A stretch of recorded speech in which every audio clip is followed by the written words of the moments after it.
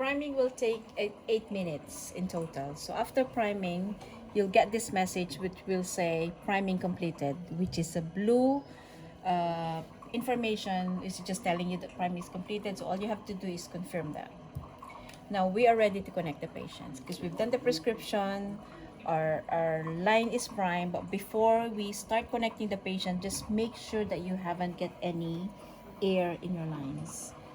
There is an option for an extra prime in one of those boxes that you can just press confirm and just let it flow through until your air has disappeared, and then to stop it just press extra prime again, and then you'll have that priming completed alarm again. Confirm. So we're going now to connect our patient. So before we connect the patient, there's things that we need to do before we connect the patient. So it says on the first line of your instruction, it says if present, disconnect prime line from venous infusion line and connect it to the arterial infusion line. So this is our venous infusion line, and this is the arterial infusion line. So what we're gonna do is clamp the two lines. Let's disconnect the prime line from venous infusion line and connect it to any of these two arterial line. Just make sure you close this again. Make sure it's either you use the same cup or use one of your small cups to make it close system. After you've done that, we can press connect. Okay, so when you press connect, you're going to get your patient line. So looking at the box of your instruction box again, it says connect the arterial line to the patient. So you're going to get your arterial line.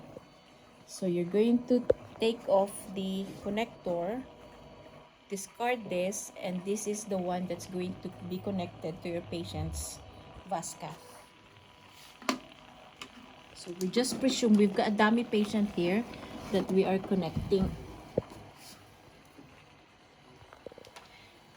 Same thing that you're going to do with your venous one. Remove the connector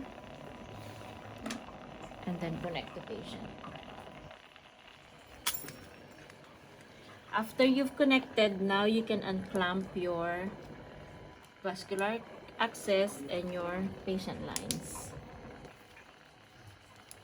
Don't forget to close your EvaPort, otherwise you'll get an alarm. Okay? And then, before we do anything, with your 500 saline bag, you need to swap your saline.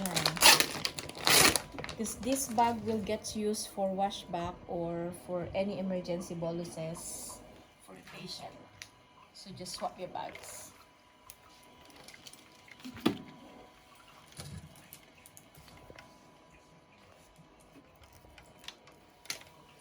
Okay.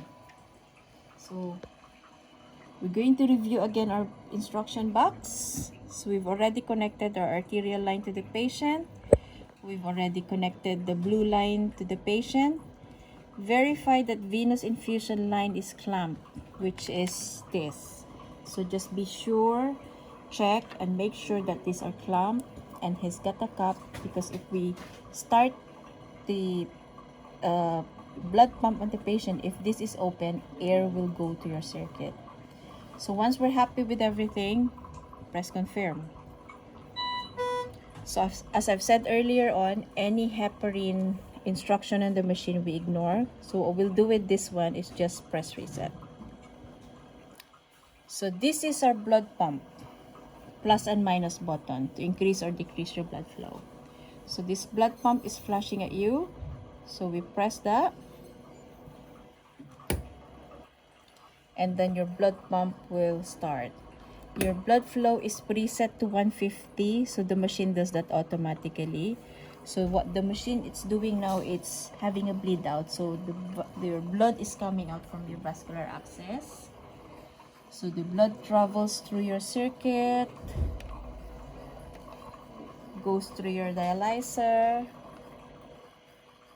and goes to your venous chamber. So once blood has gone through your venous chamber,